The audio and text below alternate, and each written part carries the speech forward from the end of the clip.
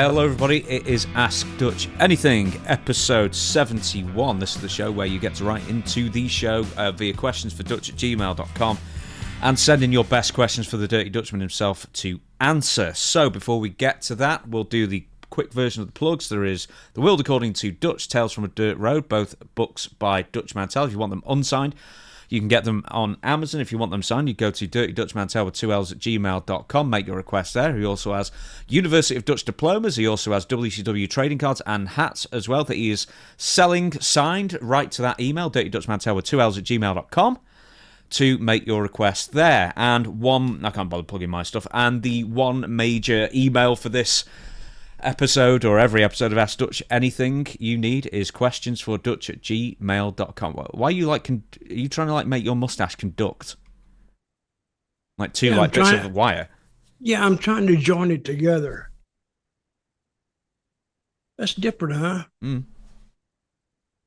What if you saw a guy and he's walking down the street and he was like that and you go, what the hell? There it is.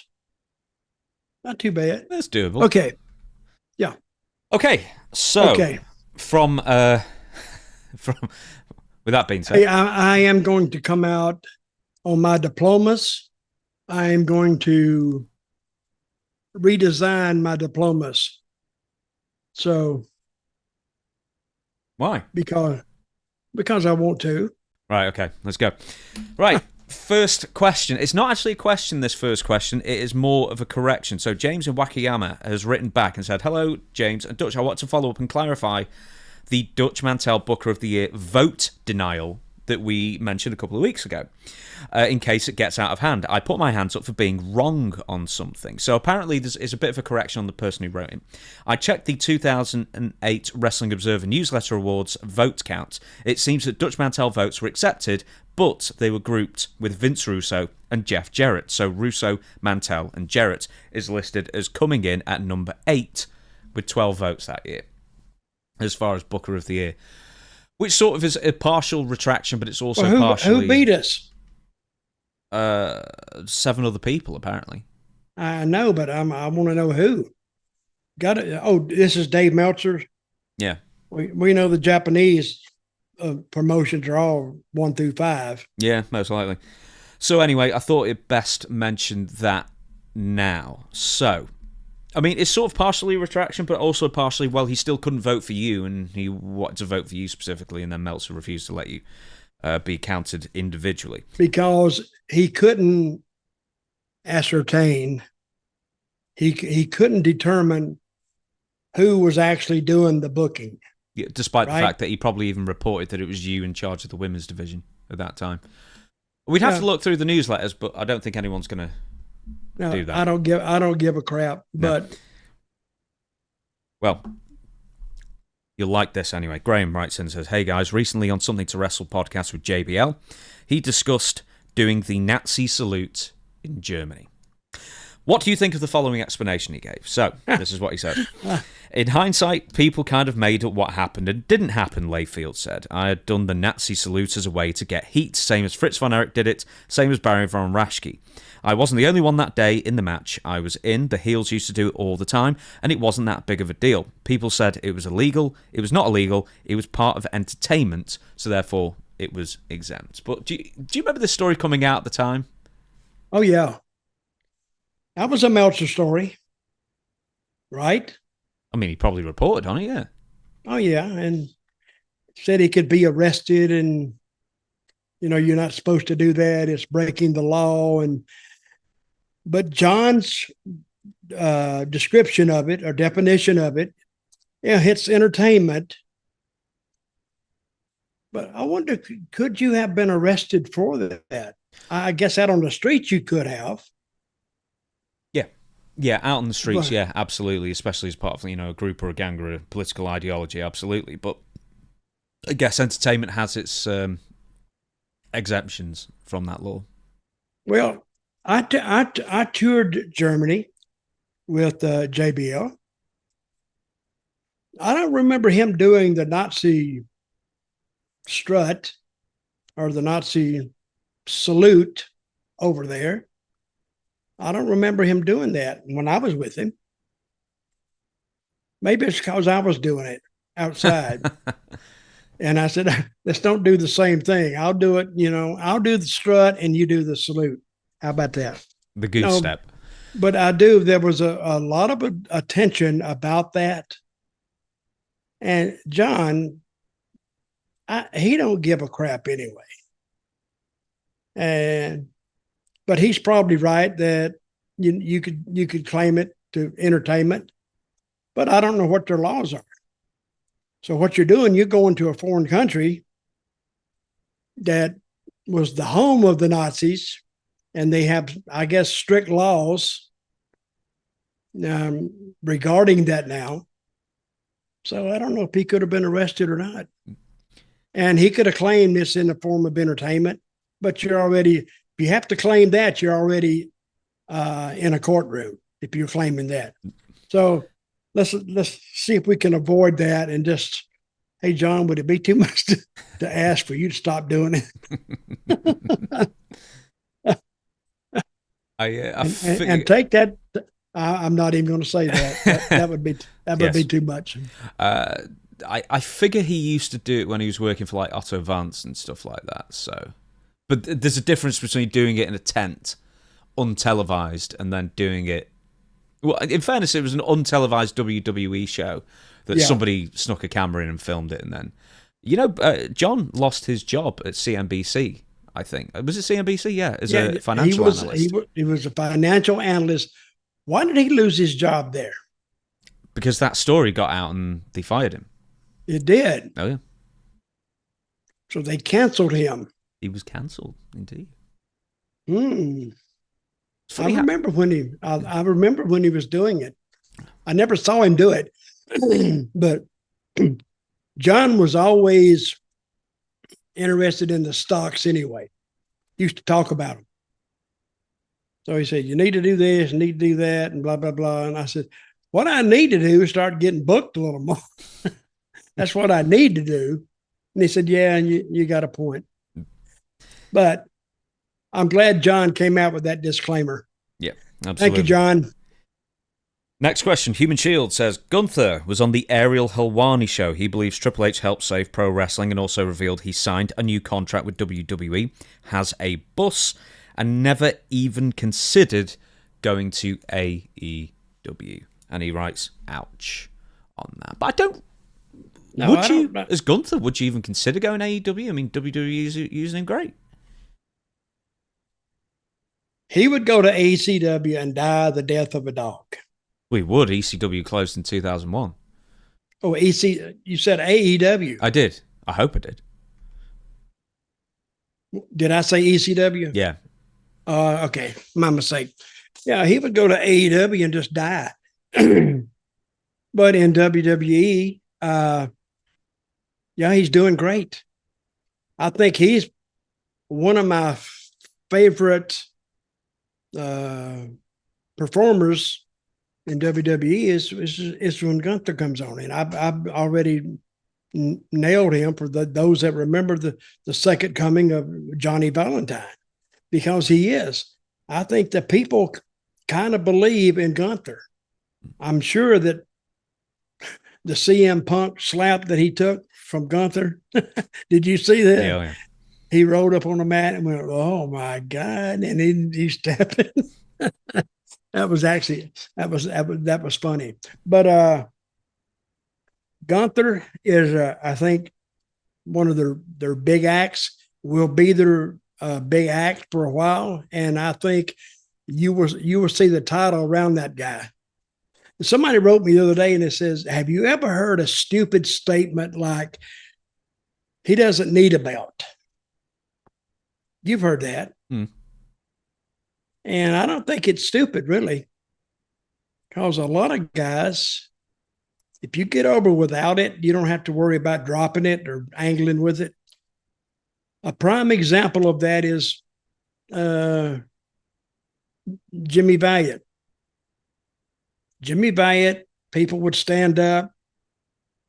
He was a great act. You put a title on him, you'd kill him. Even though the people was going crazy for him.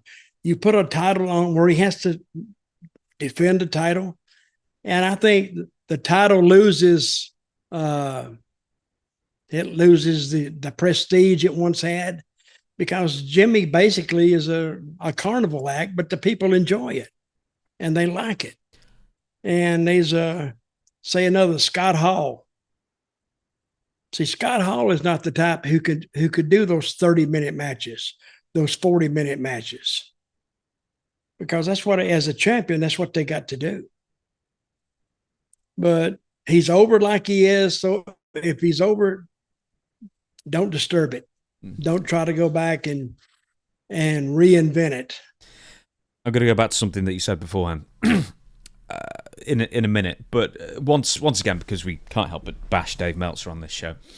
Dave Meltzer. Hey, let's change the name of it. Bash and Meltzer. Yeah, we should do. Might as well. Need to get some merchandise. And you might be surprised how many followers you get. With recently, maybe as early as last night or this morning or something, he was moaning that Stephanie Vaquer, who left Mexico to go to, she's in NXT apparently. I know she is. She's their women's world champion. Meltzer was moaning, actually saying that she wasn't clear-headed, that because AEW had offered her more money, but Stephanie wanted to go to WWE. Yeah. And he couldn't believe it. Even now, he couldn't believe, but AEW, it's like they're offering you more money. It's like, yeah, for the short term, but WWE, you'll make more money for the long term if you do well. And then the same thing as we were talking about off air, actually, when we were doing Storytime with Dutch, with this with Jeff Cobb, who's going from Japan to its seemingly WWE, and he seemed personally affronted that Jeff Cobb wouldn't go to AEW and he turned down their offer. And once again, it's like, here now, Gunther doesn't want to go to AEW. He didn't even consider AEW. And there's a reason for this.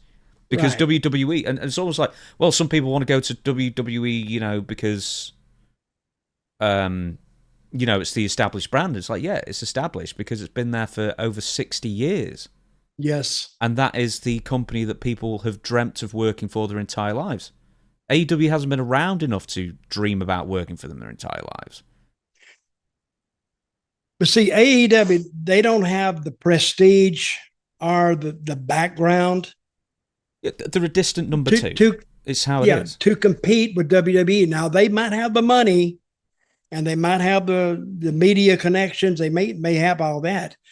But who knows? He could come in tomorrow and say, I'm tired of this. I'm gonna get out of it and just try to sell it or get out of it. And what are those guys gonna do then? Now, the chances of that happening are low, I'm sure. But I think that the WWE, if they're offered similar money, I think talent will take the WWE every time. And that's not to demean AEW. I'm glad that he's done that because he loves the professional wrestling business. But you can't deny the fact that WWE's just been in the game longer. And they can kind of, and they're not going to come in tomorrow and say, well, close it up. We're tired of this. We're tired of making $3 billion a year. So just close it up. So, but that's not going to happen. But so Meltzer was bemoaning the fact that they took less money to go to WWE. Specifically, Stephanie Vaquer, yeah.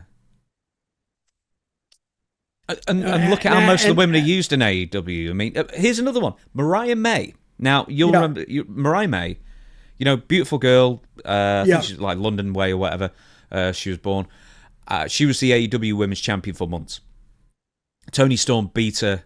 I can't remember what pay-per-view it was, but not too long ago. Oh, I'm sorry. It wasn't even a pay-per-view. It was the AEW Collision in Australia, in Melbourne. And how did that do, by the way? It was just a show. Okay. How did it do, though? Oh, the TV ratings. It did better than average. I know that because he hyped it up for ages. But anyway, they did a return match, Tony Storm, Mariah May, which Tony Storm won. And guess where Mariah May is now? Nowhere. She has been off TV since 2 months? I don't know if it's 1 month or 2 months. It's probably 1 month, I don't know. But she's been gone the entire way. And apparently, she posted something on social media that vaguely hinted at the fact, because she was in Florida, Orlando, that some took to mean that she was hinting towards WWE. And because she's hinted towards WWE, Tony Khan has removed her from television.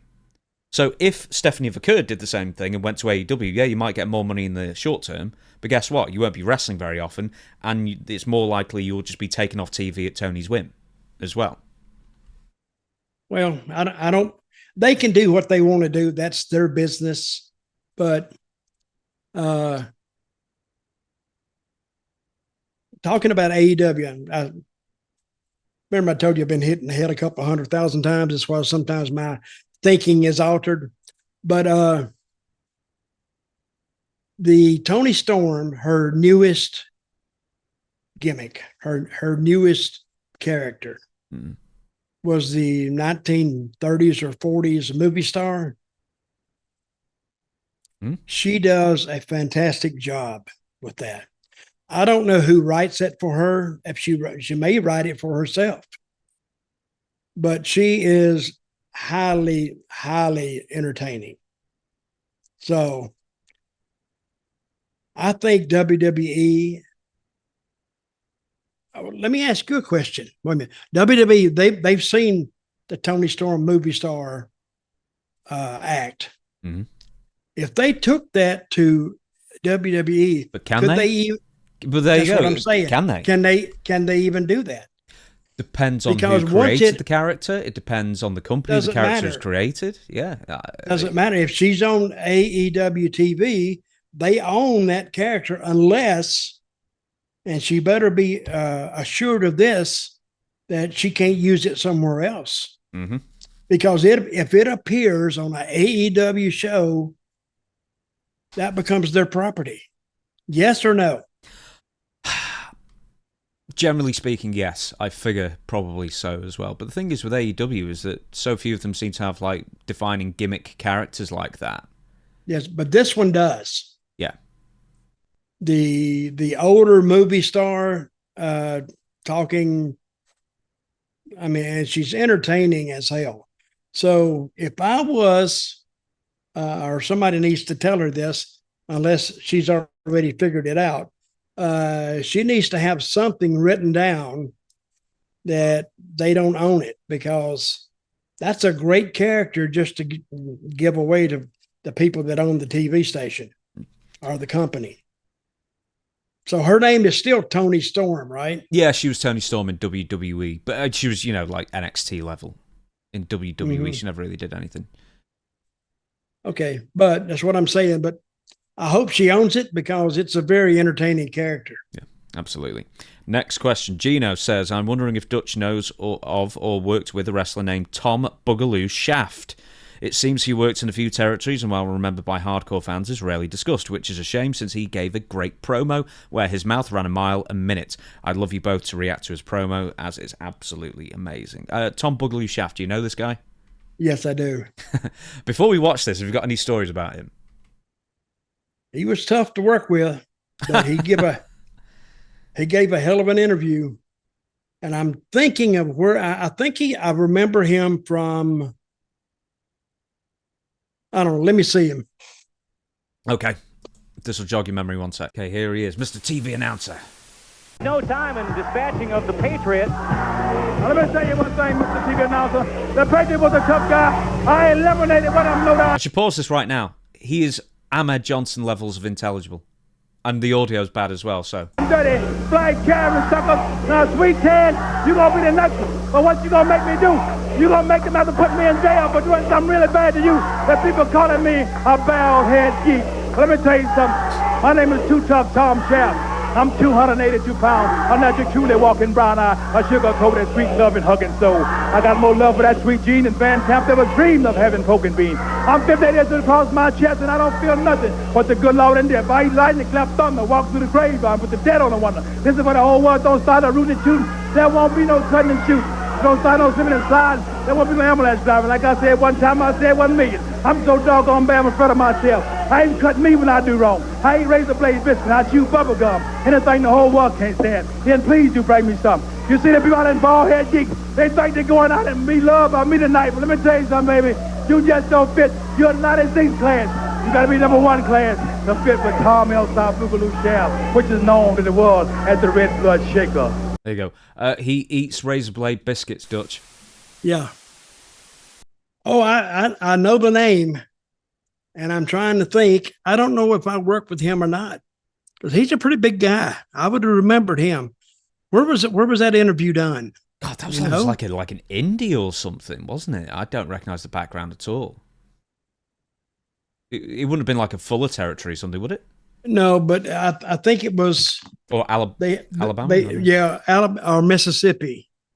I would think, but yeah, he could talk, and I've heard the name. But they've had more than one shaft. I'm positive of that. But Tom Boogaloo Shaft, remember the name, and I may have worked with him, just don't remember him. But how could you forget that? He gave the exact same interview time and time again, because there's a few interviews of his on YouTube, and that is like verbatim. He just repeats the same thing. Mm-hmm. He eats Razor Bay biscuits, etc., etc. The last place he was in Mid-Atlantic. In fact, I'm sorry, CWG. What is CWG? Championship Wrestling from Georgia. Oh, so that would have been Ole Anderson's. Would that have been Ole Anderson's very, very brief Georgia revival thing? See if you can Google him. I am. 84, he retired. Well, he'd have been. He couldn't have been around long. No, he was also in Kansas. He was in Dallas in '82. Crikey, he was in Memphis very briefly in 1980, wrestling. Ray Candy and Sugar Bear Harris. Sugar Bear Harris was, of course, that was Kamala. Indeed, it was. So yeah, he was there for a week. So if you saw him, see, you know where the Kamala gimmick came from, right? Yes, Lawler. It was an art piece that Lawler had. No, it was Jerry Jarrett. Was it? Jerry Jarrett was reading the National Enquirer one day about, and they're all over the world, National Geographic, and they had a story in there about this Dr. Kamala in one of those African countries that came in or was there, and they were fighting some disease or something, and that's where they got the name. And Jerry Jarrett says, and they wanted to bring in Sugar Bear Harris. So they told him, and they said, let's bring him in, but let's bring him in from Africa. And they've never seen a gimmick like that. They brought him in, and he says, but he brought it up to Lawler first. He said, and I love Kamala. He said, Jerry, she said that Sugar Bear has, that ain't doing nothing for me. I needs to work. So they said, hey, we want to put this gimmick on you that you just came right off the damn rainforest in Africa. And he says, and they came up with the idea of him painting the half a moon on his belly and the deal. And he painted himself up every night. Lawler just said, can you make it look? They got him a spear, and they got him the little beads in front that he'd wear in front of his trunks and behind his trunks. And he would be barefooted. And he got over in Memphis like a son of a bitch. And they could have made him a babyface very easily, but they made him a heel for Lawler to go against, because that was how Memphis ran. He would have been a good babyface, you think, Kamala, in the early days? In Memphis? Yeah. But you'd have to, there was no heel for him to work with. See what I mean? And it would only been a short time. But he would have, if you bring him in against a red hot heel in Memphis, he would have sold out. Did you know? You know the moon. You know the crescent, the yellow crescent moon on his belly. Yes. You know that because I think Lawler did the painting for him initially. Yeah, he did. The story goes is that one day he looked down and saw Lawler painting the crescent moon on his belly, and he said, "Jerry, why are you painting a banana on my belly?" Well, that's him. But I remember the first night he came to Memphis, he was looking for a job. And he was standing out there, and I had known him from Knoxville as Sugar Bear Harris. And he didn't get over as Sugar Bear Harris. He just didn't. So Lawler saw him, and he says, and they were thinking about what kind of a gimmick can we give him? And that's when Jerry Jarrett just happened to be reading National Geographic and read about a Dr. Kamala and said, that's what we'll call him. We'll call him Kamala. What else did they say about him? The what? Oh, he was the Ugandan headhunter from, like, I don't know, the northern slopes of Kilimanjaro or something. Yeah, the Ugandan giant. That's what they called him. Yeah. So, and he got over. Good guy. And when I read about him, and he has said that when he did he was Kamala in WWF, right? Yeah, a few different stints, yeah. But knowing what I know now, they could have stopped him from doing that. You know what? No? Well, Memphis would own it. Ah. See? I'm looking at... That's where we needed our attorney. I'm looking at his match listings. Mr. Burbrower. We should have gotten him involved. Yeah, we should have got him. Kamala made a lot of money. Well, in fact, that actually brings up a point in a sec, but Kamala 2. So yep, Kamala and Kamala 2 versus Bobby Fulton and Robert Gibson. But yep. Kamala 2 in this instance was played by Uncle Elmer. Cowboy. What was he called? Maybe Plowboy one Fraser. Time. But they did have a Kamala 2 that was a little... He was just another version of Kamala 1. Yeah. There was Kamala Jr. as well. There's loads of Kamalas. What a bunch of thieves. You find something that works and everybody steals it from you.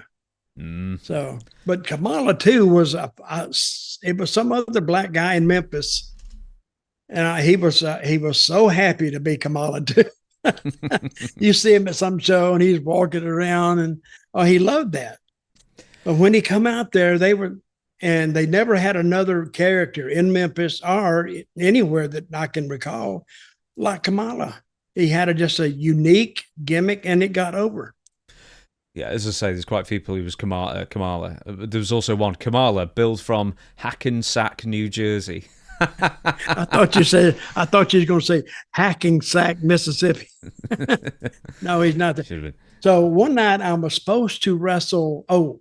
They brought in, it was a big show. They brought in Handsome Jimmy and he was supposed to go against Kamala.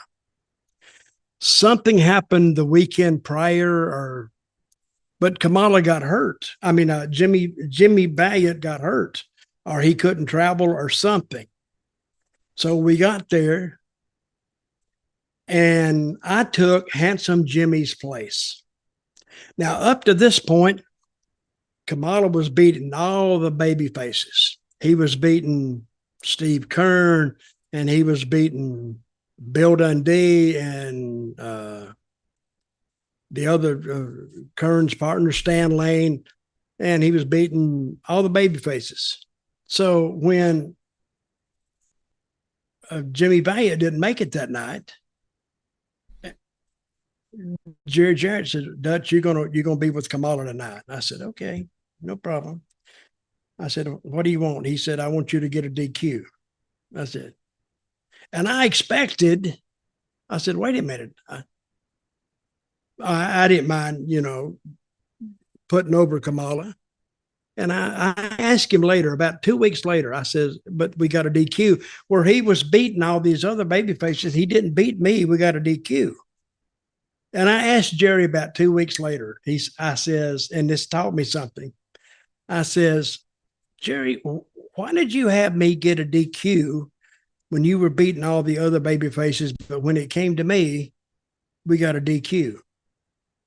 And he says, well, I learned one thing in promoting. He said, Handsome Jimmy wasn't there, so they're already disappointed. So if you go out there and you lose too, they're going to be double disappointed. So I hurt myself more by beating you. So that's why we didn't beat nobody. We just got a DQ. And how he was going to get the DQ was he was going to be beating him. We're going to ring the bell, and he's beating, he's chopping and running around the ring. And I was going to poke him in the eye, and I was going to reach back and grab my whip. And I said, I'm going to throw it, and it'll pop and pop and pop. And I said, I'll hit you with it. And he said, Mr. Dutch. I said, what? He said, did that whip hurt?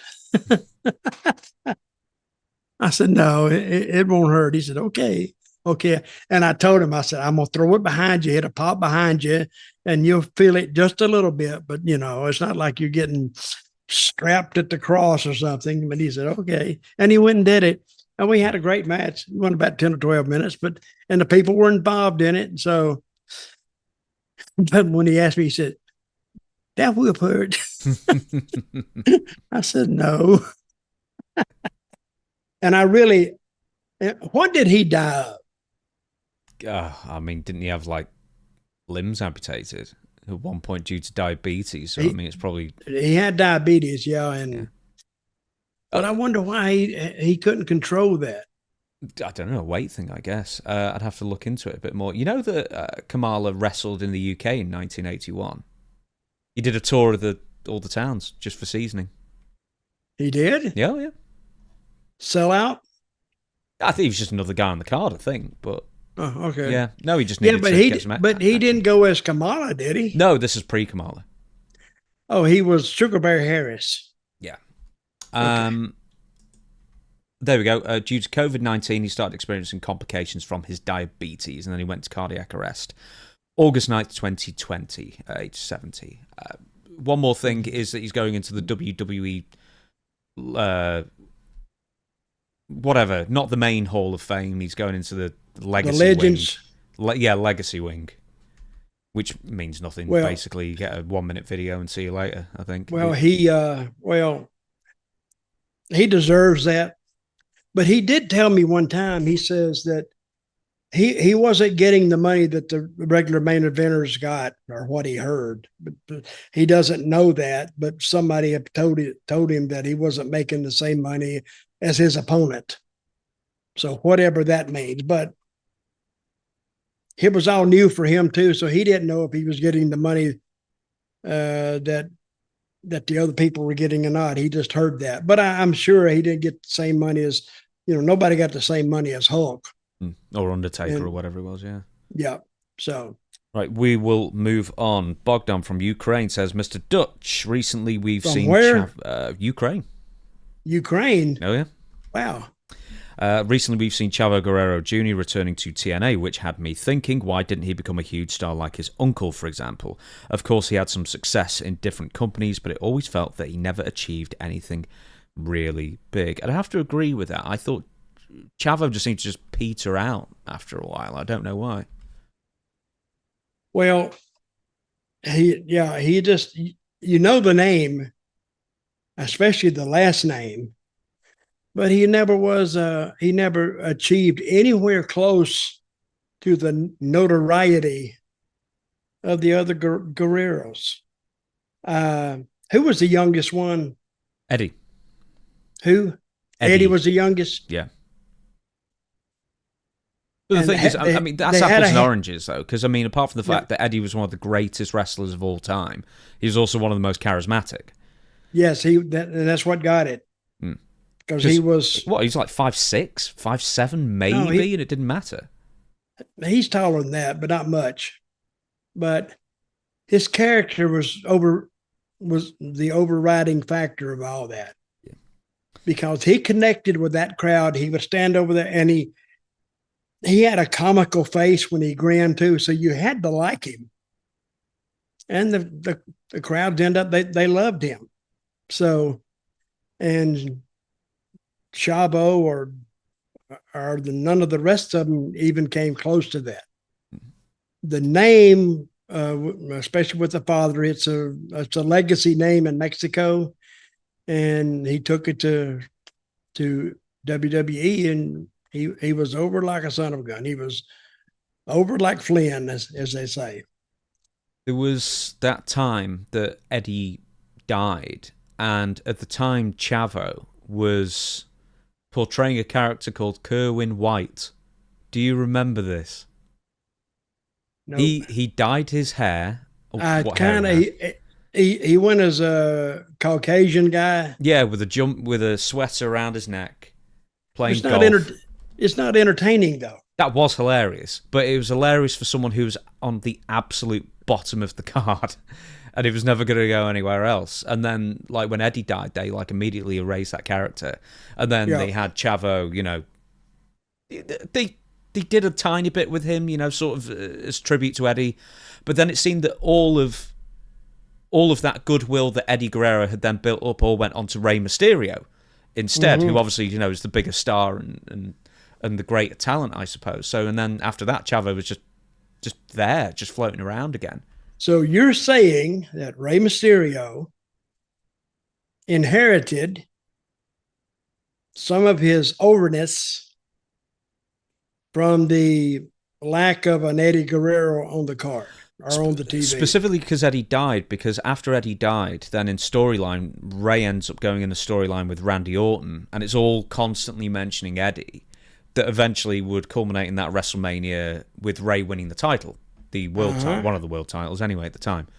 I mean, it would follow to be maybe the worst world title run in history, but the fact is that he may never have been a world title, you know, holder if weirdly if Eddie Guerrero. But anyway, with Chavo, I mean, when you're in the shadow of Eddie, you know, how come we never really did anything in TNA? Because I know he did something for Ring Ka King, and you were working with him there, I think.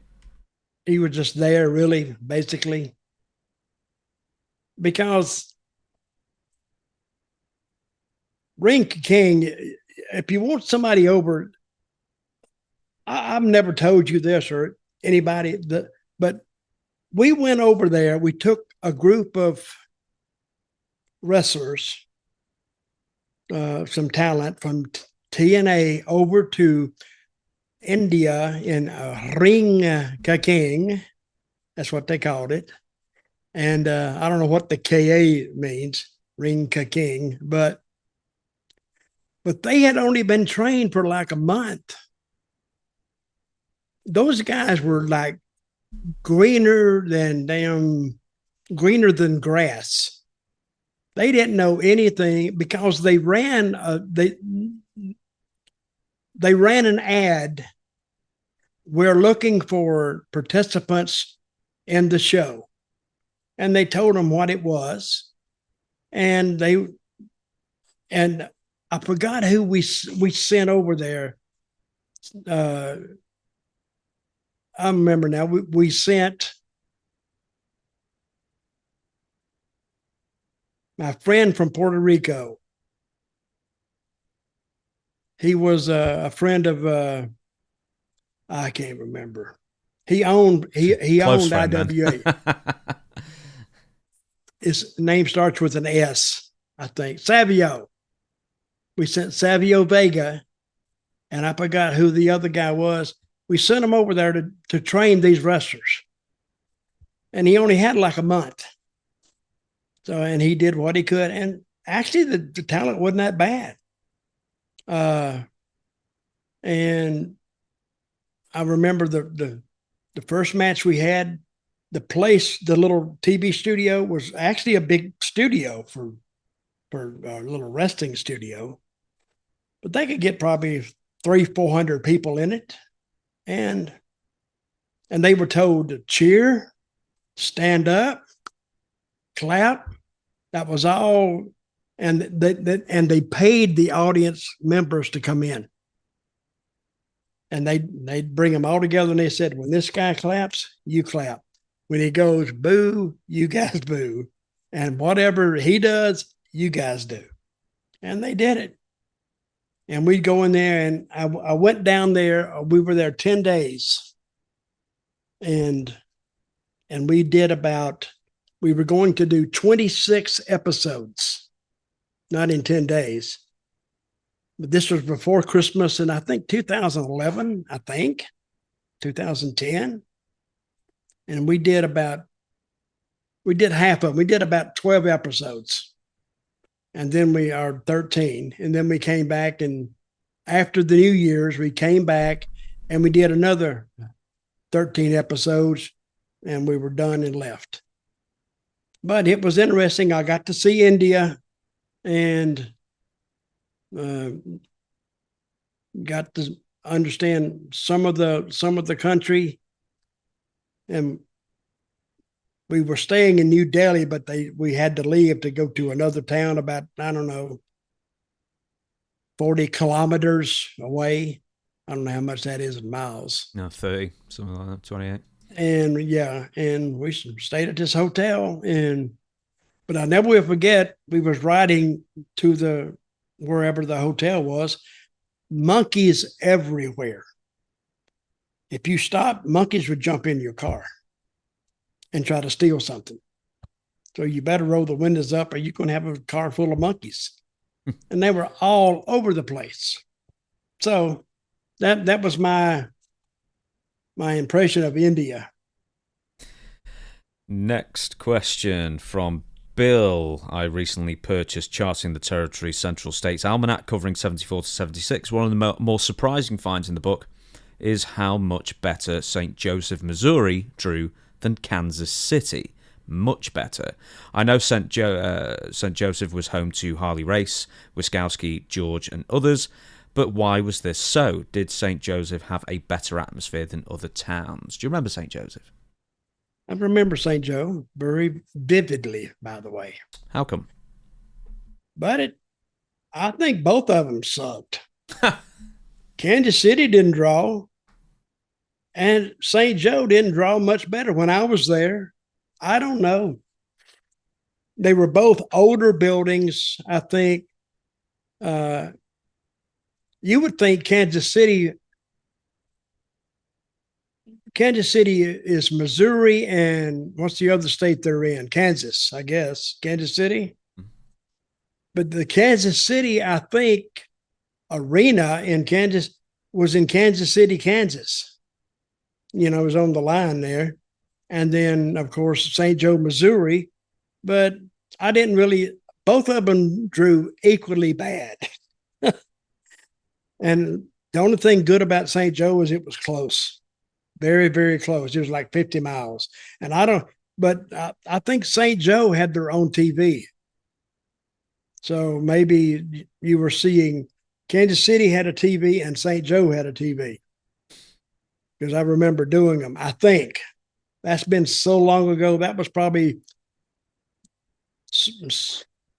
19, I don't know when it was, 1977, I think. I don't know when I was there. I'll have a look for you while we're asking the next question. Donovan says, good morning, I love the show. I never missed one. Last week while watching an old episode of wrestling, I discovered Bugsy McGraw. Does Dutch have any stories of Bugsy? Oh, yeah. Good guy. I run across him in a couple of places. Florida was one of them. He had a fun gimmick that involved, similar to Handsome Jimmy, and he would just bounce into the ring and do comical stuff.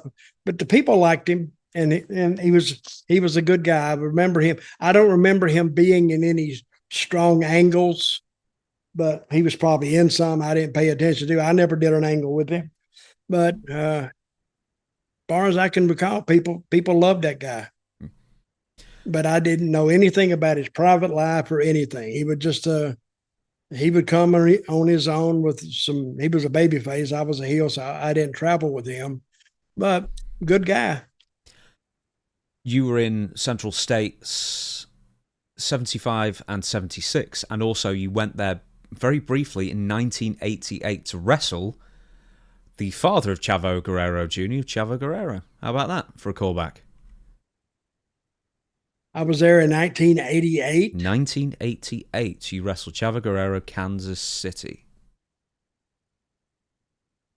I don't have any I remember going to Kansas City. See, this is the thing about wrestling. Back in the days where they had like 30 different or 34 different territories. And a lot of them, like Kansas City, you couldn't make any money there.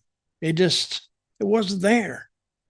The way they did their TV was just, you talk about TV being bad now. You should have seen a TV in Kansas City from that era. It was basically embarrassing, to tell you the truth. No wonder we didn't draw any money. But I can't remember going there and being there unless I went there for the Charlotte territory that was trying to expand.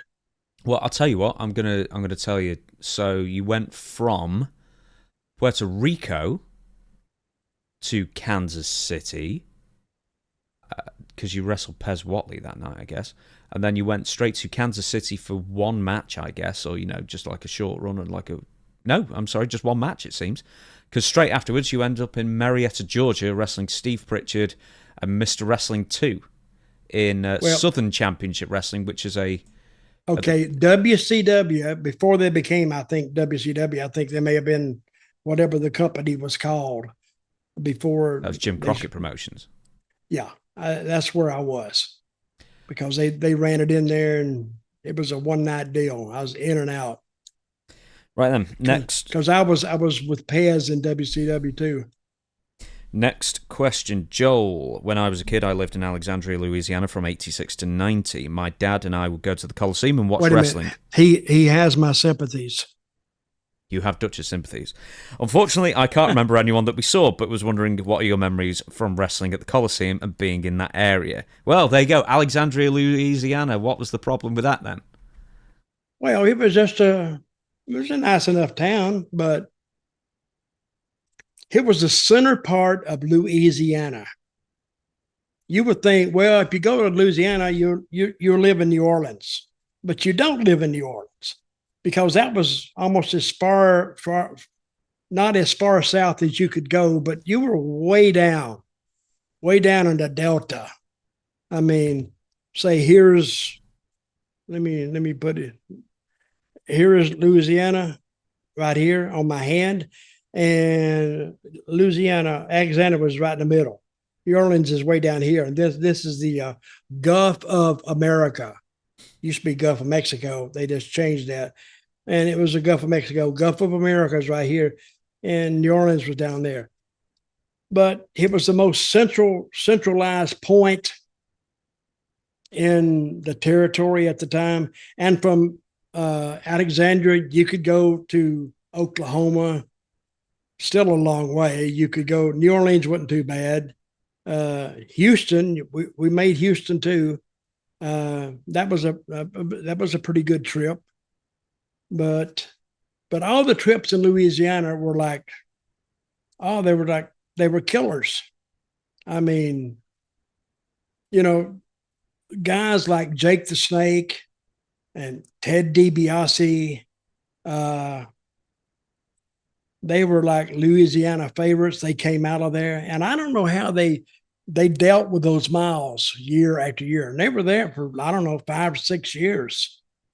But I don't know how they took those miles. I lasted in Louisiana about 8 months. Was it always Bill Watts who ran Louisiana, or did he take over another territory there, or was it always part of the Mid-South? He bought in, and I forgot the name.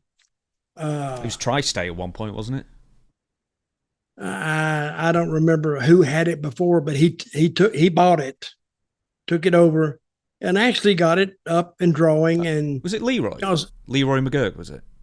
Yeah, he had Oklahoma, I think. Leroy McGurk, and I don't know who had the rest of it. They was too far back in my history. But yeah, he got it going, but they had some trips there, buddy. I would see guys coming there with new cars, brand new cars. After about 6 months, they had 60,000 miles on that car. And I went, my God, I mean, why would you Why would you do that? But I have known guys who would come to territories like Louisiana and Florida. They had long trips, pretty long trips. They would buy them a car that had kind of low miles, but an older car, say a car that's, say, 5, 6, 7 years old. And they would get it maintained, and they made whatever they made on wrestling. They didn't have to spend any of it because they would drive it every day, and the guys that rode with him would pay what they call trans. They would pay for gas and this and that and the other. So I knew a guy. He actually made most of his living just driving to territories and loading his car up. So that's a hard way to make a living, but he did it. I've always heard in Louisiana that the fans were just way more violent. They go after the bad guys that slash the tires. Yeah, to the point they'd have to park somewhere else to hide. Oh yeah, that was the case in a lot of territories, because those days the people believed that wrestling was only, not all of them, but half of them believed that wrestling was only up and up. That if you wrestled a guy, you couldn't in any shape or form or fashion be friends with him later on or even tolerate him. Yeah, because Louisiana, on some of those white hot finishes they did, it's a damn wonder they kept giving them the building. I've been in some places like and Puerto Rico was one, Louisiana was one. They would have to take away from the finish, not add to it, because if you got them too excited, too riled up, and they were drinking out there too, it was bad news. And they would go out, and if they knew where you parked your car, they would flatten your tires, bust your windshields. Lawler came out of a match one time. Have I told this story? He came out of a match in Jonesboro, Arkansas. Remind me, I'll tell you, because I might have heard it recently. And some kind of crazy finish they did. And a bunch of people were standing around, and there was one guy with a rock standing in front of him. And like he's doing the rock, like he's throwing it up and catching it in one hand. Like, I'm going to put this rock through the windshield. And all of a sudden, don't do it. Don't do it, you little bastard. And the people, they were saying, throw it. And finally, Lawler said, if you throw that, he said, I swear to God, I will run your ass over. And the guy was, I don't know, he's probably 50 feet away. And he threw it, and it hit Lawler's windshield. Of course, it cracked it. Lawler said, you son of a bitch. He yanked that son of it, that car down and drive. And his two black back tires were already flat. Saying the guy knew that, so he can't go anywhere. And I said, well, what'd you do then? He says, I got out like a goof. People giving me hell, and I had to go back in the building and order me some tires. I said, did you get tires that night? He said, oh yeah, they got somebody that brought me 2 tires out, and it was a good payday for them. But he said, but I never will forget. And the people said, throw it. He said, if you throw it, I'll run your ass over. And he threw it, and he took off after the guy, and it boom, boom, boom, boom, boom, boom, boom. His tires were flat. Being a bad guy in wrestling. He laughed about when he told it, but it probably cost him back in those days, probably at least $300 or $200 for brand new tires. Being a bad guy wrestler back in the day could be an expensive endeavor, I'm sure. Oh, it was. It really was, because a lot of guys couldn't even park at the building. They would have to, if it was really bad, the promoter would tell him to park here, and he would come and he'd send a car and pick them up. And he'd bring them right to the door and drop them off. And when they leave in the same car. And they go back to their car. You couldn't do that too much, because the fans would stooge you off and know where you left your car, because they're watching. Little bastards. Okay, last question of this episode. Don says, greetings, Dutch and James. Growing up in the 80s with the old territory system made for some great entertainment. Vince McMahon takes a lot of heat for killing the territories. But how much longer do you think the territories could have lasted with cable taking over? And do you think that Vince McMahon and the WWF extended the life of professional wrestling by making it mainstream and more palatable for the general public, thus saving the wrestling business from itself? If he didn't do it, would it have been done by somebody else? Thanks. It's very interesting question. That is an interesting question. Would it have if Vince hadn't done it?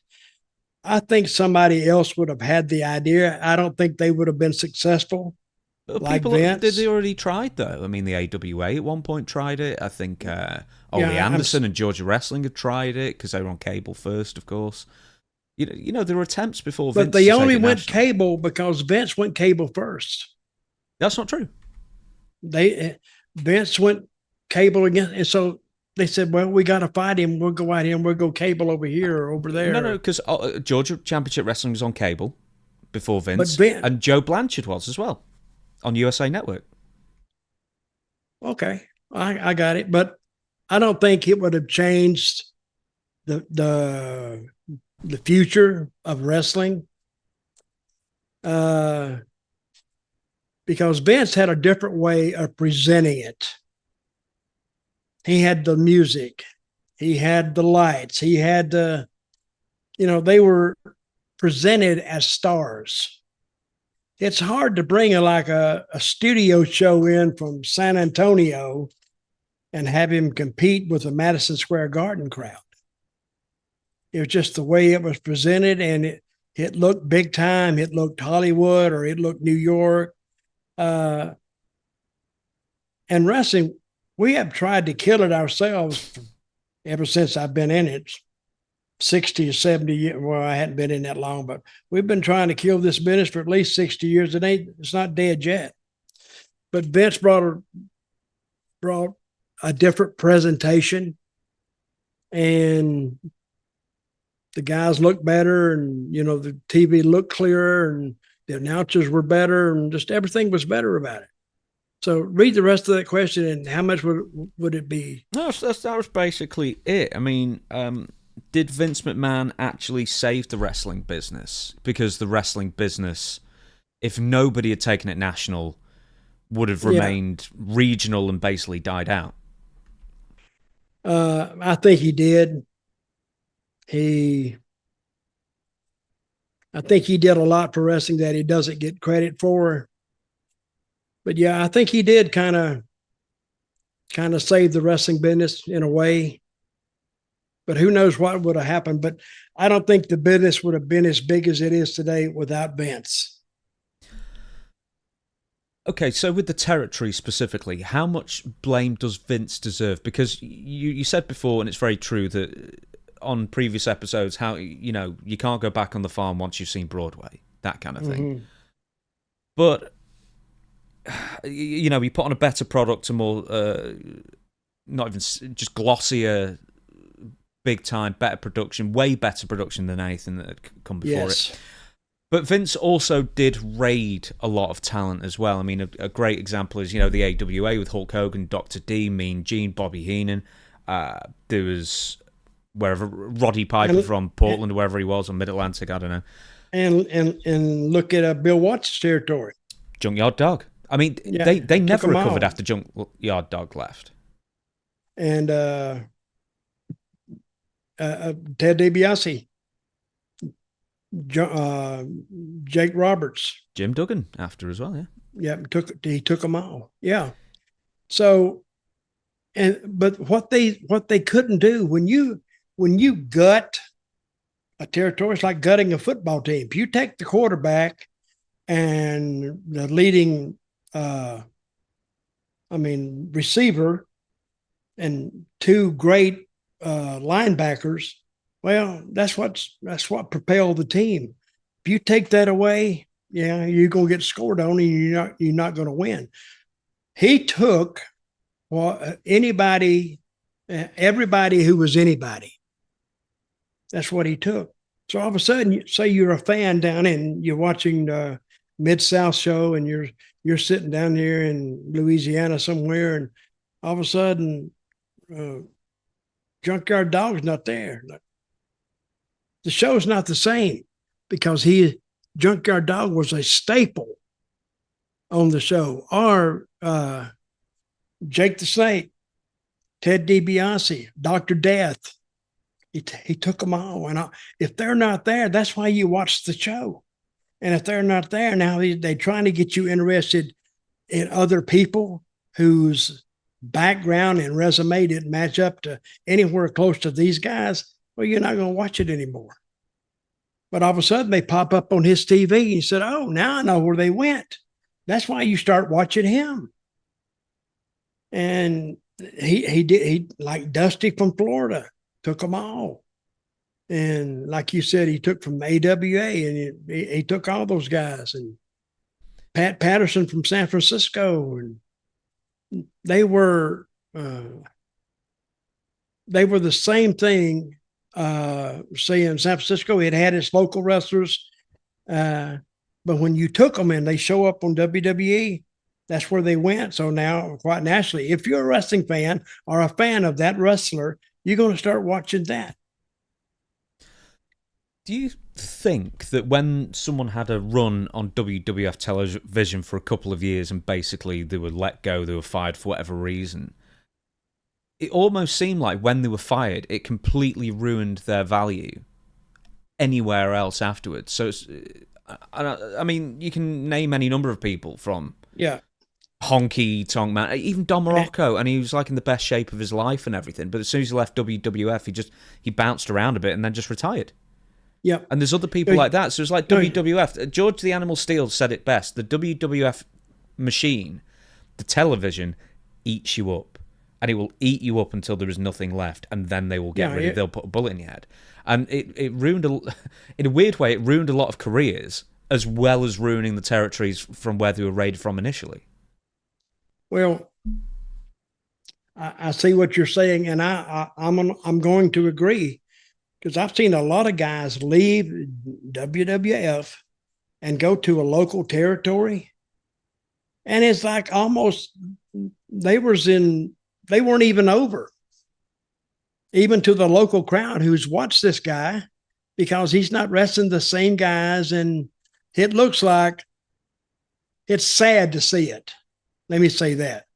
If I'm a fan and I'm watching Jake the Snake, and all of a sudden he appears on a local card and 200 people there, 250, but I've been used to seeing him in Madison Square Garden and these big shows. All of a sudden, he's let go of WWE, and now he's here. Well, that's not a success story, and the people they don't feel good even watching it, so they just stay away from it. I don't blame them. On that basis, we're going to shut down the show because once again, I'm hungry. So it's always the best time to do it. So everybody, thank you so much for joining us. Ask Dutch Anything is out every single Sunday now. We're happy with this arrangement, aren't we, Dutch? So you didn't want to do Mondays like Garfield, so now we record on Tuesdays, and Storytime with Dutch Mantell is out every single Wednesday. So until Wednesday, we will see you then. Once again, questions for Dutch@gmail.com if you want to write in with your question. Best ones will get picked for next week's script, format, whatever you want to call it. But until then, we'll see you on Wednesday for Storytime with Dutch and Dutch. We the people. We the people. See you then.